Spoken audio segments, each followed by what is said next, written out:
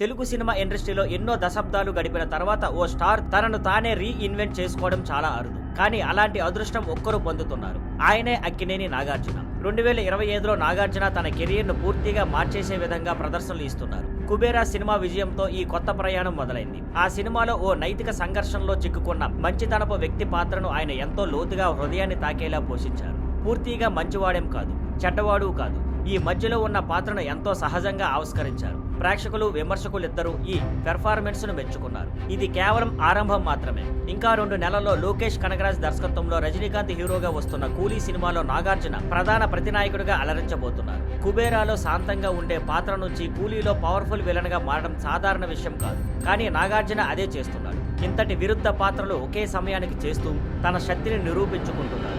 అంతర్వ్యయంతో కూడిన పాత్రల నుంచి నెగిటివ్ పాత్రల వరకు ఈ స్థాయిలో మార్పు తేవడం కొద్ది మందికే సాధ్యం. 64 ఏళ్ల వయసులోనూ నాగార్జున స్టార్డమ్ కోసం కాకుండా కొత్త పాత్రల కోసం, విభిన్న జానర్ల కోసం పనిచేస్తున్నారు. సీనియర్ హీరో అంటే ఏమిటనేది ఆయన కొత్తగా నిర్వచిస్తున్నారు. అందుకే 2025 నాగార్జున ఏడాదిగా గుర్తించబడే అవకాశం ఉంది. కుబేరా విజయవంతం కాగా కూలీపై భారీ అంచనాలు నెలకొన్నాయి. ఈ 2 సినిమాల మధ్య ఆయనే తన 100వ చిత్రానికి కూడా సిద్ధమవుతున్నారు. ఇది కూడా భారీగా ఉండబోతుంది. ఈ ప్రయాణంతో నాగార్జున మరోసారి నిరూపిస్తున్నారు ఎందుకు ఆయన ఎప్పటికీ ఇండియన్ సినిమాలో అత్యంత సంబంధితమైన, ధైర్యంగా కొత్తదనం కోరుకునే నటుల్లో ఒకరని. Thank you for watching. Please like, share and subscribe.